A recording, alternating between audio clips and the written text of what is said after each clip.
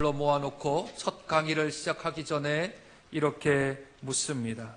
제가 가지고 있는 이 투명 비커에 제가 지금 돌을 담습니다 하며 이 비커 안에 큰 돌을 몇 개를 담습니다. 그리고 나서 몇 개의 돌을 더 들고 이 비커에 더 넣을 수가 있을까요? 아니면 여기에 다 찼습니까? 했더니 학생들이 무슨 말을 하려는지 알겠다라는 표정으로 싱긋이 웃으며 예, 다 찼습니다. 그리고 나서 정말 다 찼습니까? 그러니 학생들은 아닙니다. 조금 더 넣을 수 있어요. 그럽니다. 그래서 교수가 맞습니다 하며 잔돌을 더 넣습니다. 그러고 나서 가득 채우고 나서 여기에 더 넣을 수 있을까요? 그랬더니 잔돌은 더 넣을 수가 없이 다 찼습니다. 그러면 여기가 다 찼나요? 그랬더니 아니요. 조금 더 넣을 수 있는 공간이 있습니다. 그렇습니다 하며 무엇을 넣었을까요? 모래를 넣지요. 모래를 넣었더니 또 얼마큼의 모래가 이 비커 안에 들어갑니다. 그랬더니 비커 위까지 모래가 가득 차서 빈 곳이 없을 만큼 다 들어찼습니다. 이제 다 찼나요? 그랬더니 학생들 중에 어떤 이들은 머뭇머뭇거리는데 어떤 이들이 아닙니다 교수님 조금 남아 있습니다. 그랬더니 무엇을 넣으면 될까요? 하고 물었더니 뭐라고 대답했을까요? 그렇지요. 물을 넣으면 됩니다 하고 물을 넣었습니다. 그래서 비커가 찰랑찰랑하게 끝까지 다 찼어요. 이제는 다 찼나요? 그랬더니 학생들이 예, 다 찼습니다. 그러면 여기에서 주어지는 우리에게 주는 의미가 무엇일까요? 그랬더니 학생들이 다 같이 대답하는 말이 교수님, 순서가 중요합니다. 만약 그 비커 안에 물을 제일 먼저 넣었다면 그러면 그 안에 모래도 자그마한 돌도 큰 돌도 전혀 못 넣을 겁니다. 그런데 큰 돌을 넣고 잔돌을 넣고 모래를 넣고 물을 넣었더니 다 들어가게 된 겁니다 하며 아주 의기양양하게 똑똑하게 이야기를 했습니다. 그랬더니 교수님이 잠깐만 기다리세요 하더니 옆에서 산소통을 가져와 가지고 그 비커에다가 입구에다가 넣고 산소를 불어넣었더니 그 안에서 물이 있어서 약간 부글부글 거리면서 들어가는데 산소의 몇 리터가 그 안에 비커 안에 들어가는 겁니다. 무엇을 말하는 걸까요? 했더니 아니 산소부터 넣으면 산소는 다 날아가잖아요. 그러니까 이게 교수님이 원했던 답이 아닌 거죠. 순서가 참 중요한데 순서보다 더 중요한 게 있습니다. 그것은 여기에 다 찼다라고 여러분들이 4번 말했는데 아직도 비어있는 곳이 있었고 눈에 보이는 물이나 모래나 잔돌이나 큰 돌 외에도 눈에 보이지 아니하는 그 빈 공간이 있기에 여기에는 산소뿐만 아니라 질소를 넣거나 또 다른 걸 넣으면 더 들어갈 수 있어요. 보이는 것만이 다가 아니라 보이지 않는 것도 있으니 여러분들 우리들이 지금 석사과정, 박사과정을 한다 하여서 내 지식이 이 안에 들어가 있더라도 그 지식이 큰 돌일 수도 있고 작은 돌일 수도 있고 모래일 수도 있고 물일 수도 있는데 그 안에는 또 보이지 아니하는 산소나 질소나 수소 같은 것들이 더 들어갈 수 있으므로 내가 많이 공부하였다고 해서 교만하지 말고 이번 학기 동안도 겸손하게 이 공부를 하기 바랍니다 하며 교수님이 학생들에게 말했더니 학생들이 다 고개를 끄덕였다 합니다. 저와 여러분도 지식이라는 게 있습니다. 하나님을 아는 지식이 저와 여러분들에게 있지요. 어떤 사람들은 30년, 40년 정도 신앙생활을 하며 많은 설교도 듣고 성경도 많이 읽고 공부도 많이 해서 하나님을 아는 지식이 참 많이 있을 수 있습니다. 또 어떤 이들은 교회를 나온 지 몇 개월밖에 되지 아니하고 또한 얼마 되지 않아서 성경을 제대로 한 번도 읽어보지 못한 분들도 계실 것입니다. 그분들은 하나님을 아는 지식이 조금 더 얕겠지요. 그래서 교회 안에는 성경의 하나님을 아는 지식, 성경의 지식이 많은 분도 있고 적은 분도 있습니다. 그런데 이 문제 때문에 고린도 교회에 좀 문제가 생겼습니다. 이 지식이 많고 적고 지식이 강하고 약하고의 문제 때문에 교회에 큰 문제가 있어서 사도 바울에게 질의를 합니다. 사도 바울 선생이여, 우리를 세우고 우리를 양육하신 분이신데 우리가 우상에게 바친 제물을 먹는 게 맞습니까? 먹지 않는 게 맞습니까? 라고 말을 하는 것이지요. 우리나라로 바꾸어 말하면 이런 일이 좀 발생이 되었던 것이지요. 예수 믿는데 교회를 다니지 얼마 안 되어서 내가 이때까지 세상에 있었던 습관들이 좀 더 많이 있어 차를 한 대 샀는데 그냥 예수를 믿는 지가 얼마 안 돼서 예배를 드려야 될 텐데 예배를 드리지 아니하고 돼지머리와 떡을 사들고 고사를 지낸 겁니다. 그러면 구역장님이 찾아와서 구역장님, 제가 살을 사고 고사를 지냈는데 이 떡을 좀 먹어보시겠습니까? 이 돼지고기 좀 먹어보시지요. 아주 맛있습니다. 이 일이 없을 것 같지요. 실제로 있었던 일입니다. 또는 제사를 지낸 음식을 하고 나서 음식을 참 많이 했는데 우리 교회를 나온 지 얼마 안 된 분이 그 제사 음식을 가지고 와서 성도들에게 구역 모임에 와서 이것 좀 드세요. 우리가 증조 할아버지 제사를 지냈는데 얼마나 많은 음식을 맛있겠는지 모릅니다 하고 구역 모임에 가져온 거죠. 순간 모든 구역원들이 얼음증이 되어서 저걸 먹어야 되나 말아야 되나 하고 고민을 했던 그런 경우가 실제로 제가 사역하는 교회에서 있었습니다. 이것은 별 문제가 안 되는 그냥 자그마한 일일 수 있는데 이 문제가 교회의 재직회의 안건으로 상정이 되고 공동의회의 안건이 상정이 되었다고 쳐봅시다.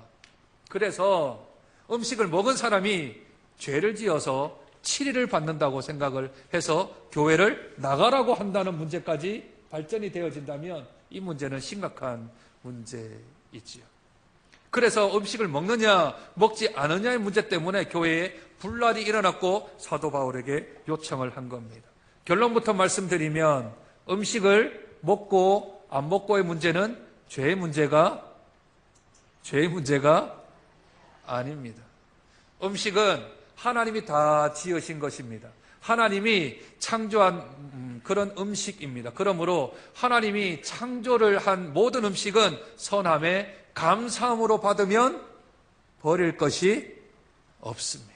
그러므로 우상은 이 땅에 존재하지 않는 사람들이 만든 것이지요. 오늘 본문도 그렇게 말씀하십니다. 4절, 그러므로 우상의 제물을 먹는 일에 대하여는 우리가 우상은 세상에 아무것도 아니며 또한 하나님은 한 분밖에 없는 줄을 우리가 다 안다 하며 음식 문제, 음식을 먹고 안 먹고에 대한 문제는 죄의 문제가 아닌 것을 성경이 우리에게 똑똑히 말씀하고 계십니다. 그래서 이들이 질문한 문제, 이들이 먹고 안 먹고에 대한 문제는 별것 아닌데 그거보다 더 심각한 문제, 이 문제를 통하여 심각한 문제가 고린도 교회에 있었으니 그것은 곧 지식이 있는 강한 자가 지식이 없는 약한 자를 배려하지 아니하고 무례하게 행하며 공동체 의식이 결핍된 상태가 되었다는 겁니다. 지식이 많은 사람들이 지식이 없는 사람들을 지적할 뿐만 아니라 정죄하며 죄인으로 몰아가 그들은 교회 밖으로 쫓아내려는 움직임이 고린도 교회 안에 있었던 것이죠. 많은 지식이 있는 사람은 지식이 약한 사람을 섬기고 배려해 주어야 할 터인데 그게 아니라 그것을 꼬투리를 잡고 그것을 책잡아서 그들을 교회로부터 벗어나게 하려고 했던 공동체 의식의 결핍이 더 큰 죄라, 더 큰 문제라 사도 바울은 지적을 하고 있습니다. 이것은 비단 오늘 있던 이 우상의 제물을 먹고 안 먹고의 문제가 아니라 고린도 교회에 뿌리 깊이 박혀져 있는 문제였습니다. 5장에서는 음행에 관하여서 이들이 지식의 우월 때문에 범죄를 하게 되어지지요. 6장에서는 재판, 송사하는 문제 때문에 이들의 교만이, 이들의 지식이 도리어 죄를 짓게 만듭니다. 11장에 가면 성찬회하는 문제 때문에 그들이 또한 그 지식 때문에 죄를 범하게 되어집니다. 은사로 인하여 예배드리는 순서로 인하여서 여러 가지 문제 때문에 이들은 공동체 의식에 대한 결핍이 있었습니다. 나만 예수 잘 믿으면 된다는 겁니다. 나만 하나님 잘 믿으면 되고 나만 하나님 앞에서 똑바르게 살아가면 어떤 사람들은 상관없다는 거죠.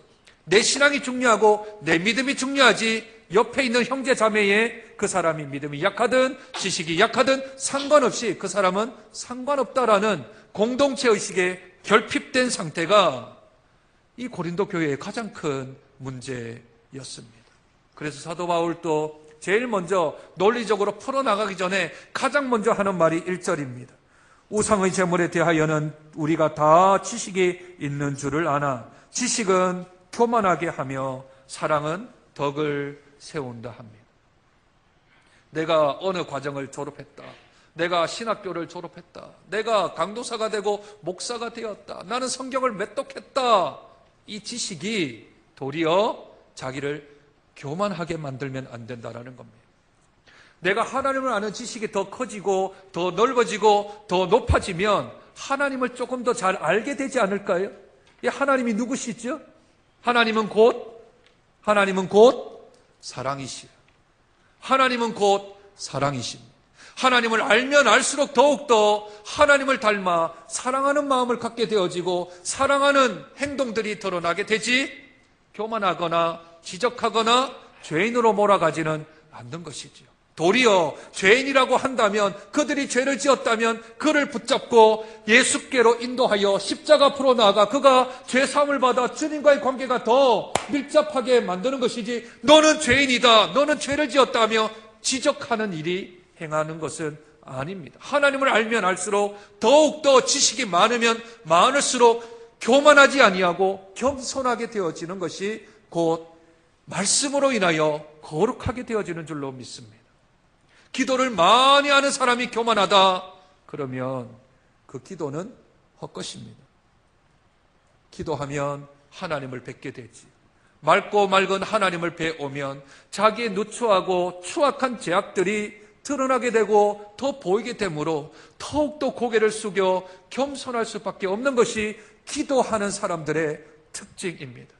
기도 많이 하는데 3시, 6시, 9시 시간을 정해서 기도하고 금식을 시도 때도 없이 해나가는데 그 사람이 교만하다 하면 그건 기도하는 사람이 아니라 기도하는 행위를 하는 사람일 뿐입니다. 하나님을 만나지도 아니하고 하나님과 교제도 없는 기도로 인하여서 더 거룩해져야 될 터인데 더 겸손해질 터인데 그러나 기도하는 사람이 교만한다면 그 기도는 기도가 아니라 기도하는 행위일 뿐이지요. 그래서 사도 바울은 오늘 지식에 관하여서 이러한 한계를 말합니다. 지식은 꼭 필요한 것이지만 한계가 있다 합니다. 그 지식은 끝이 있다라는 것이지. 그 지식은 어느 정도의 한계가 있다라는 겁니다. 사람이 내가 아는 지식이 다일 수 있는데 나보다 훨씬 더 전문가들이 더 많이 있잖아요. 그치요? 학사보다는 석사가 공부를 더 많이 하고 석사보다는 박사가 더 많이 공부를 합니다. 그런데 박사 중에서도 박박사들이 있어요. 박박사들이. 박사를 한두 개가 아니라 3-4개씩 이상 받는 사람들이 있다고요. 나보다 더 지식으로 따지면 더 많은 지식을 가진 사람이 있으니 내가 가지고 있는 지식이 다인 것으로 착각하면 안 됩니다. 그래서 사도 바울은 고린도전서 13장 9절에 우리는 부분적으로 알고 부분적으로 말씀을 증거한다 합니다. 사도 바울이 13권의 성경을 기록한 이 사도 바울이 우리는 하나님을 알되 하나님이 100이라면 우리는 100 가운데 50도 채 모르는 부분적으로 우리가 하나님을 안다. 그렇게 고백을 해요. 그렇다면 저와 여러분이 성경 한 권도 써보지 못한 사람들, 대필은 쓸 수 있겠지만 하나님의 영감된 말씀을 한 권도 쓰지 못한 우리들이 얼마나 알면 얼마나 안다고 그 지식을 자랑하고 그 지식으로 교만할 수 있겠습니까? 예수 그리스도께서 이 땅에 오시면 하나님을 아는 지식이 다 없어집니다. 하나님을 아는 지식이 다 없어져요. 왜냐하면 하나님을 뵙는데 무슨 하나님을 아는 지식이 필요합니까? 하나님을 직접 배울 터인데 하나님과 직접 영원히 살 터인데 하나님을 아는 지식은 다 없어지고 하나님과의 경험을 통하여 하나님과의 교제와 만남을 통하여 하나님을 알게 될 것입니다. 그러니 성경은 곧 예수 그리스도가 이 땅에 재림하시면 우리가 천국으로 가면 성경은 없어집니다. 하나님의 말씀을 직접 우리들이 받게 되어지지요.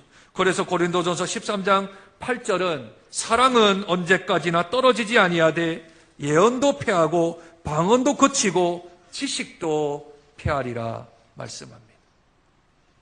예언도 없어지고 이 지식도 다 패해져 버리고 방언도 없어지고 오직 사랑만 영원히 거한답니다. 왜냐하면 하나님이 사랑이시잖아요. 그러니 하나님과 우리의 사랑이 있고 우리와 형제 자매 간의 사랑만이 영원토록 존재하게 됩니다. 그러므로 말씀을 계속하여 읽고 기도하는 사람들은 다 사랑에 충만한 사람들이 되어서 사랑을 퍼주며 사랑이 드러나며 사랑으로 하나님을 닮아가는 복된 사람들이 되는 것이지요. 그러므로 그분을 알면 알수록 그분이 어떤 분이신지 하나님이 어떤 분이신지를 자기들이 깨닫고 우리들이 한 형제요 한 자매인 것을 깨닫게 되어집니다. 그러나 부분만 아는 사람, 내가 알고 있는 지식인 그것이 다인 줄 아는 사람들은 상천하지 유아 독존이라 혼자만 잘난 줄 알고 혼자만 다 아는 줄 압니다. 그래서 이 사람들이 무슨 일을 하냐 하면 오늘 10절에 보니 지식 있는 내가 우상의 집에 앉아 먹는 것을 누구든지 보면 그 믿음이 연약한 자의 양심이 담력을 얻어 우상의 재물을 먹게 되지 않겠느냐. 그 당시 고기가 귀한 시기였겠지요. 우리나라도 조선시대보다도 훨씬 더 뒷전이 2000년 전 시대이니까 그 당시 고기를 먹는 것은 1년에 한두 번 있을까 말까 하는 때지요. 그런데 시장에 유통되어지는 모든 고기들은 다 우상에게 바쳐진 신전에 바쳐진 고기가 뒷거래가 되어서 그 우상의 제사장들이 헐값으로 시장에다가 팔고 시장은 사람들에게 그 고기를 팔던 시대였습니다. 그러니 고기 한번 먹는 게 쉽지 아니하고 그것도 유통이 유대 땅이나 그 지중해 지역은 냉장고 하나 없는 시대였으니 고기가 상할 법하죠. 그러니 시장에서 판매가 될 때는 고기 상태가 좀 안 좋은 상태, 상하기 직전의 상태에서 사람들은 그것도 일부만 사 먹던 시대였습니다. 그런데 이 신전에서 동네 유지들, 지역의 유지들에게는 초청장을 보내요. 초청장을 보내어서 제단에게 바쳐진 그 우상의 제물, 그 고기들을 즉석으로 가져와서 굽거나 요리를 해가지고 대접을 하는, 그리고 얼마간의 입장료를 받고 해서 하는 일들을 했답니다. 그런 일들이 파피루스에 기록되어진 문구들이 있는데 그 문구 중에 한 문구를 제가 한번 읽어드리겠습니다. 카레몬은 우상 제사장의 이름입니다. 우상을 섬겼던 제사장의 이름이 카레몬인데, 카레몬은 그대를 내일 사라페리온, 사라피스의 신전을 말합니다. 그래서 주님이신 사라피스의 식탁에 함께 참여하도록 초청합니다 하는 것을 지역의 유지들에게 초청장을 보내는 거예요. 초청장을 보내면 그 초청장을 받고 그 초청장을 가지고 있는 사람들만 그 우상의 신전과 뜰 사이에 있는 세 개의 식당에 11명씩이 들어가는 원탁의 식탁이 있는데 그 원탁의 식탁에 초청이 되어서 그들은 아주 신선한 고기를 먹을 수 있는 그 권리를 갖게 된 거죠. 그런데 그 중에 고린도 교회에 있는 지도층 사람들이 그 신전에 들어가서 그 고기를 먹는 일들이 있게 된 겁니다. 그런데 얼마 전까지 이 신전에서 일하고 또 봉사하던 사람이, 내가 하나님을 만나고 예수 그리스도로 말미암아 거듭난 사람이 개종을 해서 우상을 버려버리고 고린도 교회로 나온 겁니다. 나온 사람이 자기의 습관을 쫓아 그 신전들을 지나가는데 교회의 장로님, 권사님, 안수집사님, 목사님이 그 자리에 떡 앉아가지고 거기에서 고기를 먹는 겁니다. 고기를 먹을 뿐만 아니라 2부 연회 쇼까지도 우상 그 있는 무녀들이 춤을 추고 또 노래를 하고 하는 것들을 다 보고 있는 거죠. 그러면 그들이 하는 말이 무엇이냐면 우상은 아무것도 아니로되, 우상의 제물을 먹는 것은 죄가 아니로되 하며 그 자리에 앉아서 음식을 먹고 연회를 즐기는 일들이 갓 개종한, 갓 우상을 벗어버리고 내가 예수 믿겠다고 작정하고 고린도 교회에 나와 있는 성도가 그 모습을 보면 어떨까요? 교회가 진짜인가? 우상이 진짠가 생각하지 않겠습니까?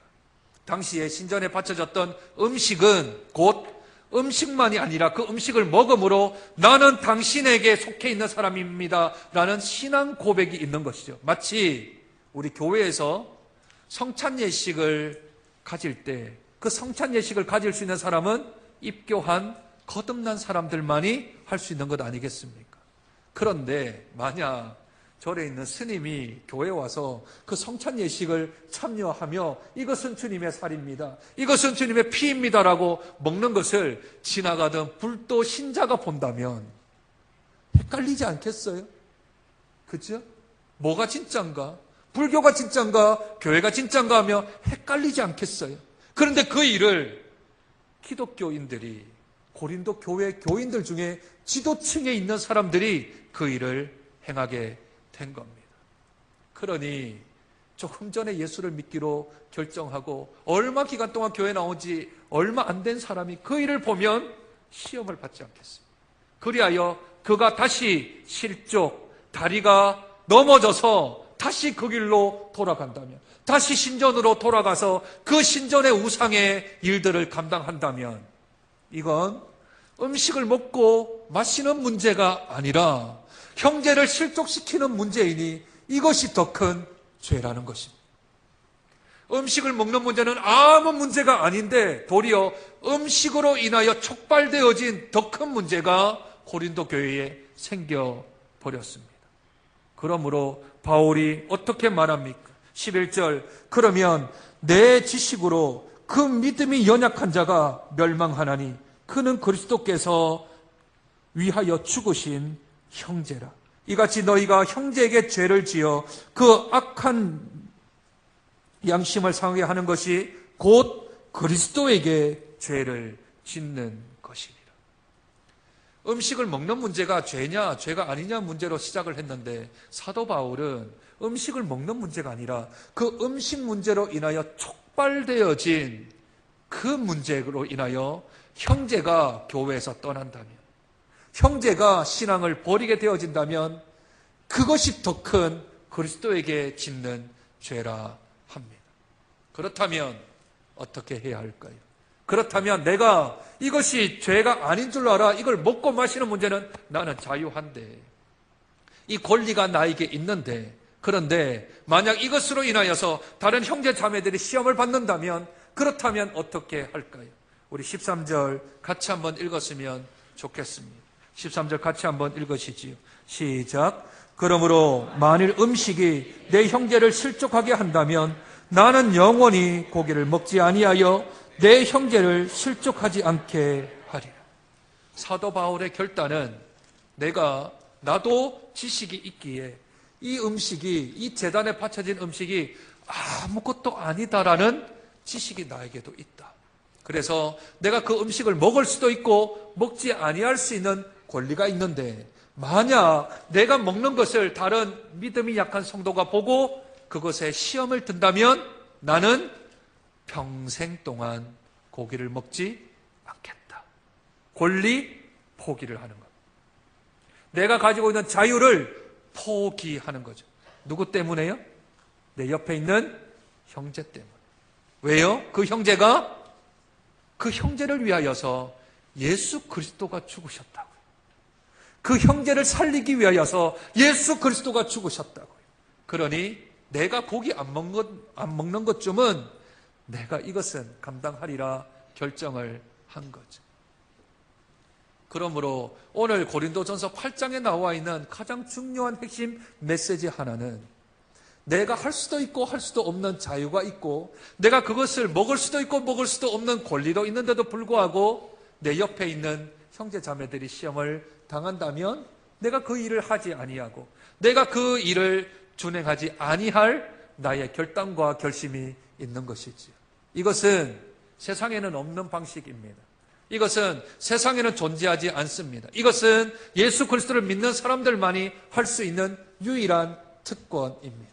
왜냐하면 예수 믿는 사람들이 행하는 일은 강한 자가 약한 자를 위하여 자기 권리를 포기하는 것이 하나님 나라에 들어와 있는 사람들이 행하는 특징입니다. 다시요. 예수를 믿는 사람들이 할 수 있는 일은 강한 자가 약한 자를 위하여서 내가 할 수 있는 권리를 포기하는 것이 하나님 나라에 들어와 있는 사람들이 행하는 일입니다. 이 일은 세상에는 존재하지 않습니다. 강한 자는 약한 자를 밟는 게 세상의 원리입니다. 내가 잘되기 위해서는 자라나는 싹들은 싹둑싹둑 잘라버리는 게 세상의 일들이지요. 저가 잘 된다면 어떻게 해서든지 내가 수단 방법을 가리지 아니하고 저를 못되게 하는 것이 세상의 방법입니다. 이게 가족 안에서도 일어나요. 형제 자매에서도 일어나요. 저 형제가 나보다 더 유산을 더 많이 받으면 어떤 불의를 하든 어떤 불법을 저질러서라도 그것을 바꾸는 것이 세상의 방법입니다. 그러면 혈연이 아닌 다른 사람들은 어떻게 될까요? 들어갈 때 다르고 나올 때 다른 게 세상 일들 아닙니까? 어떻게 하든지 약자는 강한 자에게 빌붙으려고 하고 강한 자는 약한 자를 누르는 것이 세상의 법칙이며 세상의 원리입니다.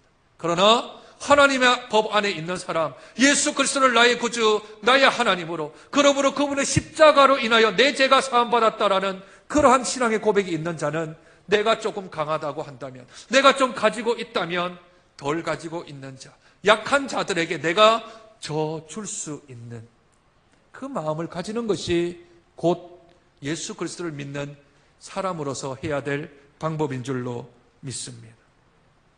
이것이 하나님 나라 안에 들어와 있는 사람들입니다. 제가 존경하는 목사님 중에 돌아가신 고 한경직 목사님이 계십니다. 그분은 평안도 분이시기 때문에 평양냉면을 아주 좋아하신답니다. 한 번에 신방을 갔다 오시다가 그 구역 식구들이 이 점심 대접을 평양냉면을 대접을 했는데 그냥 좀 분주한 식당이고 해서 그냥 이렇게 급하게 드시다가 기도를 안 하고 평양냉면을 드셨대요. 충분히 뭐 그럴 수 있겠지요.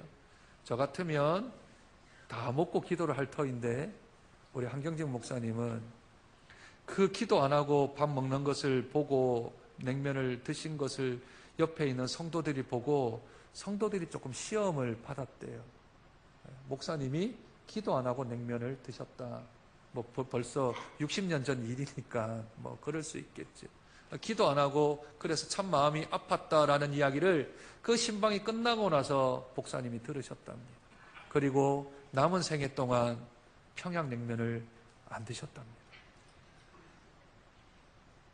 눈물을 흘리며 주님 앞에 사죄하고 회개하고 내가 평양냉면을 좋아해서 먹는 게 그게 나의 탐심이어서 다른 연약한 성도에게 내가 어려움을 끼쳤다면 그렇다면 내가 그 좋아하는 평양냉면을 내가 그치리라. 내가 먹지 않으리라 하며 평생 동안 평양냉면을 먹지 않았다고 자서전에 기록된 것을 제가 읽은 적이 있습니다. 그게 예수 믿는 사람들이 해야 될 방법입니다. 평양냉면은 중요하지 않습니다. 그러나 먹지 않는 일평생은 중요합니다. 내가 그 일을 감당하기 위해서 내가 헌신하고 희생하는 것은 아주 중요하지요. 저에게도 조그만한 일화가 하나는 있습니다. 저는 하나님의 은혜로 대학교 3학년 때 ROTC에 들어가게 되었습니다. 예수님을 고등학교 때 만났기 때문에 아주 믿음이 뜨거웠을 때입니다. 그런데 들어가자마자 3월 달에 선배들이 소위를 다한 선배들이 상부대에서 나와서 저에게 이제 술을 먹이게 된 거죠. 근데 제가 이제 키가 크다 보니까 우리 공대에서 선임이었는데 제가 먼저 이 우동 그릇에다가 소주와 탁주와 또 이걸 섞은 걸 하나를 쫙 들이막혀야 저희 동기 23명이 그 다음은 이제 먹는 거죠. 그리고 받고는 잘 마시겠습니다 하고 딱 마시고 감사합니다 하고 옆으로 이렇게 줘야 하는데 딱 들고는 제가 섰습니다. 선배가 야 960번 이유식 마셔라 그러면 960번 이유식 후보생 마시겠습니다 해야 되는데 960번 이유식 후보생 못 마십니다. 그랬습니다. 3학년 3월은 피의 3월이라고 해요. 그런데 소위 선배들이 나왔는데 4학년 선배들도 있고 소위 선배들도 다 있는 자리에서 제가 못 마시겠습니다 그랬더니 우리 선배님이 너 약 먹냐? 그러시더라고요. 너 약 먹냐? 약을 먹어서 못 먹냐? 그러셔서 아닙니다. 저 예수 믿습니다. 그랬더니 소위 선배님이 웃어요. 웃어요. 왜 웃으면서 그러면서 야, 내가 그 어디 교회 청년부 회장 출신이야 임마. 먹어라 안 죽는다. 주님도 용서하신다. 주님도 물을 포도주로 바꾸셨다. 마셔라 괜찮다 하며 마시라는 겁니다. 근데 제가 안 마셨습니다. 그래서 그 다음 날 대구에 앞산공원이라고 있거든요. 거기에 가면 충혼탑이라고 있어요. 거기에 새벽 2시에 집합당했습니다. 그리고 저희 학교가 학군단이 138 학군단인데 138대 빠따를 맞았습니다. 엉덩이가 다 터졌어요. 엉덩이가 다 터져서 제가 이제 실려갔죠. 그리고 그 다음날 충원탑 앞에 다시 새벽 2시에 모였습니다. 그래서 책상 앞에다가 술을 딱 따라놓고 저한테는 소파 같은 데 딱 앉혀놓고 마셔라 이유식이. 그래서 제가 못 마십니다. 그랬더니 그 소주잔을 자기가 마시고 제가 22명 동기들 있죠? 걔들을 5대씩 때리고 돌리는 겁니다. 악랄하죠. 제가 안 마시면 그 다음에 5대 맞고 그 다음에 5대 맞고 선배들은 한 잔씩 마시고 그래서 밤새도록 저희 동기들이 제가 술을 안 먹는 것 때문에 맞았습니다. 한 새벽 4시쯤 되고 동이 터오를 때쯤 되니까 동기들이 저를 바라보는 눈빛이 죽이려고 하는 거예요. 그 안에 예수 믿는 애들도 있거든요. 그런데 야, 한 잔만 마시면 우리 이제 내려가는데 그걸 못 마시냐? 하며 동기에 아무도 없다 하며 저에게 엄청난 핍박을 동기들이 가하기 시작한 거죠. 더군다나 선배들이 자기들이 모이겠다고 주일날 집합을 시킨 겁니다. 그제 안 갔거든요. 안 갔습니다. 완전히 죽으려고 아주 작정을 한 거죠. 그리고는 엄청 두들겨 맞았습니다. 술 안 먹는 것, 주일날 모이지 않는 것 때문에 엄청나게 많이 맞았습니다. 그러면 동기들로부터 저는 왕따를 당했고 선배들로부터는 완전히 환자 취급을 당하고 그냥 인간 말종처럼 그 눈빛으로 바라보게 된 거죠. 술을 안 먹는 것과 주의를 지키는 것, 그것에 대한 저의 희생은 이것이었습니다. 이대로 하나님의 이름이 망령되이 일컬으면 안 되지 않습니까? 이대로 믿음의 신앙이 이렇게 평가받으면 안 되지 않습니까? 그래서 제가 그 일이 있고 난 후에 마음에 결심을 하고 주님 앞에 힘을 달라고 기도를 했습니다. 그래서 제가 1년 동안, 남겨진 1년 동안 학군단에 있어서 어렵고 더럽고 힘든 일들은 제가 도맡아 다 했습니다. 그렇게 했더니 하반기가 되어서 9월달, 10월달이 됐는데 저는 여전히 술을 안 마셨고 그리고 주일날은 집합을 하지 않았습니다. 그리고는 교회를 갔죠.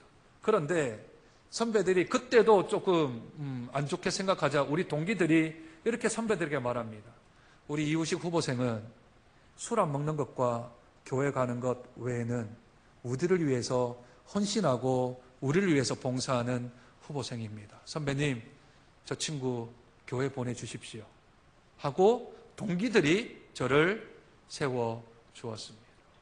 그리고 나서 그 다음 해 1월 달에 제가 선배 62명, 동기 60, 저를 빼고 61명, 123명이 투표를 해서 학군단의 회장을 뽑는데 제가 회장이 되었습니다. 이건 하나님의 지극하신 은혜입니다. 선배님들이 다 인정하길 이우식이는 술 먹는 것과 교회 가는 것 빼고는 정말 우리 학군단에 괜찮은 인물이어서 저를 명예위원장으로 그렇게 투표를 했다 하며 123표 중에 제가 87표를 받아서 당당히 예수 믿고 술 안 먹고 주일날 집합하지 아니하는 후보생이 처음으로 계명대 ROTC 명예위원장이 되었습니다. 말은 쉽지만 매일매일의 삶은 동기들을 위한 희생이었고 헌신을 해야 합니다. 학군단에서 어렵고 힘든 일, 남아서 있는 일은 도맡아 다 했습니다. 그래야 믿음이 연약하거나 또는 믿음이 어려운 사람들에게 하나님의 영향을 끼쳐 주죠. 이제 곧 구정이 다가옵니다. 구정이 다가오면 예수 믿지 아니하는 가정에 시집간 우리 며느리들은 머리가 또 지끈지끈 아파오지요. 제사를 지내는데 음식을 차려야 되나, 절을 해야 되나 말아야 되나, 이런 문제 때문에 힘들지 않습니까? 그러나 여러분들에게 도전을 드립니다. 혹 그 문제로 힘들어 하신다면 제사 지내는 날 빼고요, 만약 제사를 2번 드린다면 1년 363일 동안 부모님을 잘 공경하십시오. 예수 믿지 아니하는 부모님을 잘 섬기십시오. 정말 세상에 그런 효자 없고 효부 없다라는 말을 듣는 것처럼 363일 동안 정말 애써 힘써 예수 믿는 사람으로 믿음이 연약한, 믿음이 없는 부모님들을 잘 섬겨봐 주십시오. 그러면 부모님이 너희들은 제사 지내지 마라, 너희들은 제사 지내는 것, 안 지내는 것 빼고는 버릴 게 없다, 너희들은 정말 효자고 효부고 효녀다 라는 말을 듣는다면 제사의 문제는 그냥 다 해결이 될 것입니다. 그런데 363일 동안 부모에게 효도 안 하다가 제삿날이 되어지면 제사 지낸 것 때문에 작은 방에 들어가서 눈도 코도 보이지 아니하고 예수 그리스도의 사람으로서 그 날만 예수 믿는 행동을 하니 욕을 먹는 겁니다. 제사 지내는 게 힘이 드는 겁니다. 그들에게 감동을 주거나 그들에게 감격을 줄 수 있는 일은 아무것도 없고, 그리스도가 십자가의 죽으심으로 우리를 위하여 죽으신 그 희생과 사랑은 간 곳 없고, 제사 지내는 날만 예수 믿는 사람으로 행동을 하니 욕을 먹을 수밖에요. 그러면 뭐라 합니까? 네가 다니는 교회 나 안 나가고 네가 믿는 하나님 나 안 믿는다, 그렇게 말하지 않겠습니까? 그러나 제사 지내는 것이 내 마음에 그렇게 피묻히는 한이라면, 그렇다면 그 제사를 위해서 1년 동안 그분들을 정성으로 우리 주님 섬기듯이 잘 섬겨나가면 그분들이 감동을 받고 그분들이 감화를 받아서, 그러면 제사 지내는 것 빼고는 네가 너의 믿음을, 너의 신앙을 내가 인정한다, 그런 말을 좀 들어야 되지 않겠습니까?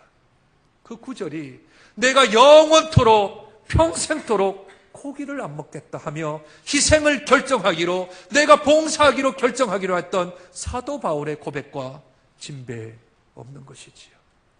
그러니 우리들은 예수 믿는다는 믿음을 갖기 위해서 희생할 각오를 해야 합니다. 봉사를 할 각오를 해야 합니다. 권리를 포기해야 될 그러한 작정을 해야 합니다. 그러면 믿음이 연약한 자가 하나님께로 돌아오는 역사가 있기도 하고, 믿음이 연약한 자가 믿음의 장성한 분량으로 올라가기도 하는 역사가 일어나게 될 줄로 믿습니다. 나의 믿음도 참 중요하고 나의 신앙도 참 중요하지만, 나보다 연약한 자가 있다면 그를 위하여 배려하고 그를 위하여 봉사하고 그를 위하여 희생하는 자, 곧 그 자가 하나님의 나라 안에 들어와 새 시대의 새 질서를 가지고 세상이 감당할 수 없는 믿음의 사람인 줄로 믿습니다. 그 믿음 가운데 살아가는 저와 여러분 되시길 주님의 이름으로 축복드립니다. 하나님 아버지, 은혜와 사랑을 감사합니다. 이 세상에 있는 지상교회들은 어쩔 수 없이 전투를 해야 하는데, 그 전투가 지식의 전투가 아닌 사랑의 전투가 되게 하여 주시옵소서. 개개인의 믿음과 권리도 중요하지만 공동체 하나됨을 위하여서 내가 권리를 포기할 수 있는 결단과 우리의 용기가 더할 수 있도록 은혜를 더하여 주시옵소서. 교회인데 그 안에 사랑이 없다면 그게 교회이겠습니까? 그러니 하나님 나라 안에 들어왔던 믿음의 백성들이 하나님 안에서 더욱더 사랑을 실천하고 희생하고 헌신하고 봉사함으로 주의 나라를 세워나가는 복된 주의 성도들 될 수 있도록 축복하여 주옵소서. 존귀하신 예수님 이름으로 기도드립니다. 아멘.